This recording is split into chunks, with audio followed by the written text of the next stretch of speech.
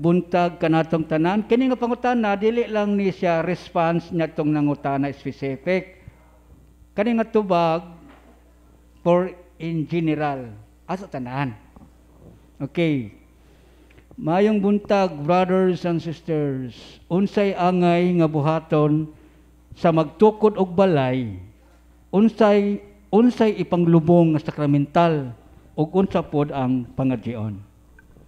Okay, so unsay buhaton kung magtukod og balay. So isip mga Katoliko, dili na ta moduol og miriko o albularyo. Kay basin unyang ipasukod ninyo ng yuta nga tukuran sa balay ug mosugot ba nang namuyo. Nga ihawan dayog ugis nga manok. Baboy baron 40 kilos, so dili na maayo. Sa atong buhaton, kung imo ng yuta, ikaw ang tag-iya sa maong area, naa kay natural authority, i-deliverance na to una ang maong area, usa tukuran ang balay. Nganuman, kay posible nga naay mga yuta nga infested daan. Nganong infested man daan ang yuta? For example, kay kana nga lugar naay gi-rape ana gipatay sa una anang maong yuta day gahikog sa maong area, so mao na nga ato nang i-cast out. O diba katong mga yuta bitaw nga mga gitawag na to mga umahan sa una, agricultural land na nga to mga katigulangan sa una og mag-uma na may mga ritual, mga padugo, mga diwata, so mao na makaingon nga ma-infested ang yuta, so mao na nga atong i-deliverance una. Unya samtang nga gitukod ang balay, so bantayan nato nga ato mga panday nga dili mo'y magbuot-buot og panglubong diha og unsay ipanglubong. So unsa may atong ilubong diha sa kanang mga haligi o atong gamiton nga mga sagradong butang, kasagaran nga ang gamiton ana ang Benedictine medals, miraculous medals, or any sacramental sa simbahan. Nga pwede natong ilubong diha kay ang tuyo na nga atong gi-consecrate gihalad nato sa Ginoo ang maong balay aron dili ni siya mapuy-an sa mga daotang espiritu. Then unsa nga prayer ang gamiton? Ang handbook, ang prayer of deliverance. Dili ta mag-imbento og atong kaugalingong prayer, magsalig ta sa pagampo sa simbahan. Na wala man may ikapalit og handbook, Brad, pwede ninyong picturean ang mga prayer. Wa man po ko'y cellphone, Brad, pangayo mo na mog bond paper, kay pwede ninyong kopyahon. Naay paagi, unsaon nga makasecure tag kopya. Mao na ito bag. Okay, dugang pangutana, Brad.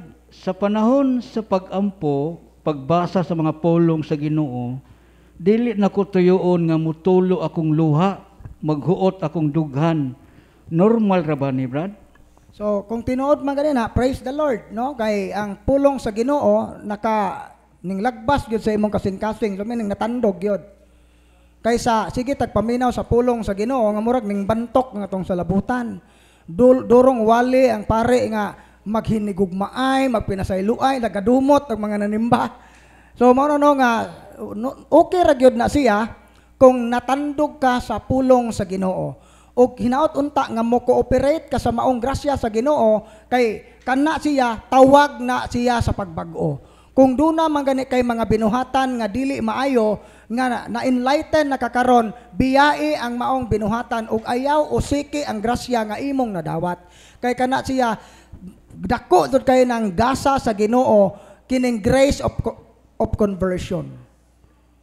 Na dili tanang tao nga ulipon sa sala na bag-o. Nay uban namatay nga way paghinulsol. So hinaot unta nga mo cooperate ka sa grasya kung imo nang nasinati. Mao nito bag. Okay, dugang pangutana, Brad. Unsaon pag-dispose sa mga gubaon o karaan na nga mga sacramentals or imahen?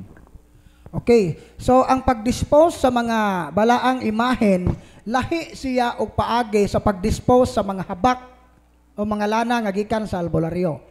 Kay ang mga lana o mga habak kinahanglan man na siya o prayer of deliverance, renouncement. So nga niya ang mga habak kinahanglan kang mangumpisal una aron mabalik ka sa estado sa grasya kay di man ka kapalaya sa yawa o wa kay supernatural grace. Kay kinahanglan mag supernatural power. So karon balik ta sa grasya, then verbal renouncement pag-ampo nga atong gisalikway ning mga butanga. Then sunod prayer of deliverance, tugmuko na to, gubo na to ang mga occult object, then ilubong ug kahoy o papel pwede ra sunugon, pero kung plastic ilubong na to kaya ron di makadaot sa kinaiyahan.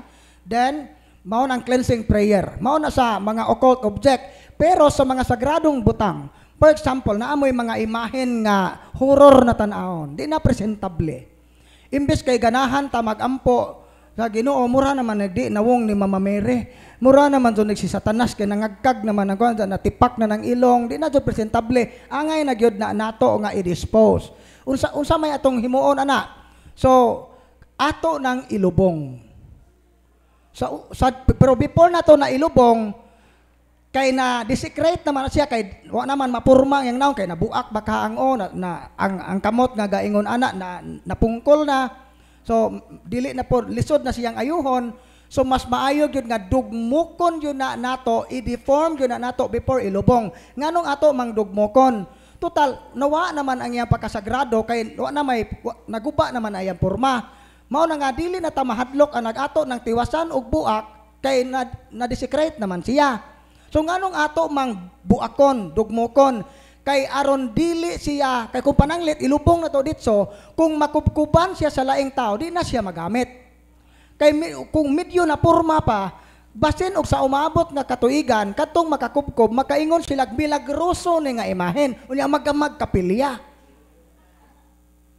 Pero kanang pagdugmok ana, buhata na sud sa imong kwarto nga wa makakita imong mga silingan, kay aron dili ka makakos og skandal, dili iskandalo para nila, kay basig ba kung balhin na kaglaing relihiyon. So ang tuyo na to ana, dili pagpasipala kun dili pagpahiluna.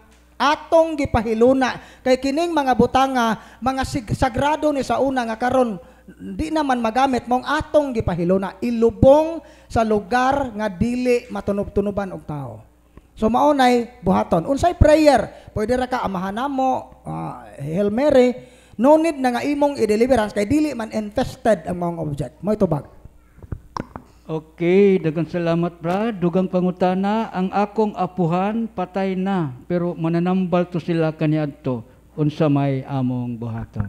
So kung namatay siya nga wala ma-exorcise o wala maka-renounce, so kamo mismo mohimo sa prayer pronouncement. Unya mas maayo kinsay nangutana ana o nabaka poy uban ninyo dire nga pariha o kahimtang nga nahi lolo o katigulangan nga albularyo, isulti na ninyo sa deliverance minister unya, kay para hatagan mo sa prayer for breaking o anang breaking na against generational spirit o generational curses. So isulti na kaliwat o albularyo bad, pero wa ko kumudawat ang ako rang amahan akong lolo sa may akong buhaton. So tagaan mong pagampo ana nga musibo sa inyong sitwasyon. Mo nito bag. Okay, dugang pangutana Brad. Santo ninyo nga green og sanina amo lang ilisdan og pula, kay magabaan nya mi og among ilabay or ilubong. Okay, so sa recommendation sa mga pare nga dili exorcist, ay lahi man gyud og panglantaw ang mga dili exorcist kaysa mga exorcist. Kay mga exorcist lawom man gyud ang ilang pagsabot sa mga butang, labi na sa spiritual warfare, kay gitun-an man unya kasi natian pod. Naay mga pare nga dili exorcist moingon nga kanang Santo Niño nga green, ilisdil na ninyo og sinina nga puwa, katong original nga sinina unya ipa-bless og utro. So dili po ko supak aron murag okay tingali rapod. Pero sa recommendation na mo dire sa team, labi na sa mga exorcist, ingani, ang usa ka butang nga occult in origin, magpabilin na siya nga occult bisan pa kung imo nang ipa-bless o ilisdan og sinina. Ngano man, kay ang intensyon sa gagama sa maong imahen, maotoy mo patigbabaw. Kay ang gagama sa maong imahen, ang iyang intensyon, kay ang green nga sinina, pampaswerte. Occult ang iyang disposition sa paggama sa maong imahen, mao na nga mo prevail ang intention sa owner, kay siya may naay natural, formal authority sa maong imahen. Kita nga nakapalitra, although natay informal authority kay nakapalit man ta, pero dili kita ang tinuod nga gama. So mas maayo nga i-dispose, i-surrender. Pero di po mo ganahan o pananglit inyong isdag sinina unya wa ya mo'y mga manifestation, wa kita makakos og infestation sa inyong balay, basin og okay ra, basin ra pod. Pero para safe, mas maayo nga atong i-surrender. Mao to tubag. Okay, daghang salamat, Brad. Dugang pangutana, Brad. Akong mama aglipay. Unya akong papa katoliko. Gikasal akong mamag papa sa aglipay. Then kami mga anak gibunyagan sa katoliko. Okay ra ba, Brad? Kung dili okay, unsa may among angay buhaton. So kamong mga bata nga gibunyagan mo katoliko, okay ra na sa inyong part. Kay katoliko, sakto man yun ang inyong bunyag. Lalabi na og ang inyong practices katoliko. So katong gibuhat sa imong papa nga katoliko, nga naminyo siya di katoliko, mao toy sa personal to niya nga sa. Kay kitang mga katoliko, gidid-an ta nga makigminyo sa laing relihiyon. Impediment na siya sa kasal. Pero gawas tingali kon na may gitawag og mixed marriage. So ibutan ta naa kay partner imong uyab karon aglipay. Una ikaw katoliko. Wa siya'y plano nga mobalhin sa katoliko. Pero nga ikaw di po ka gustong mobiya sa imong pagkakatoliko. Unya naa na mo yung mga anak. Example kay ga-live-in. So mao na nga iduol ninyo na sa inyong pare o sa canon lawyer mo ingon na siya nga sige i-grant to mixed marriage. Unsa man ang mixed marriage? Magpakaslon mo sa simbahan ang ari mo sa simbahan kaslon, magpabilin ang imong partner sa iyang pagkaaglipay pero naay mga kondisyon. Dili niya kabigon ang iyang bana, dili niya kabigon ang iyang mga anak sa iyang relihiyon nga aglipay, tagaan niya freedom mo practice sa pagtuong katoliko ug ang tanang mga anak kinahanglan bunyagan sa katoliko.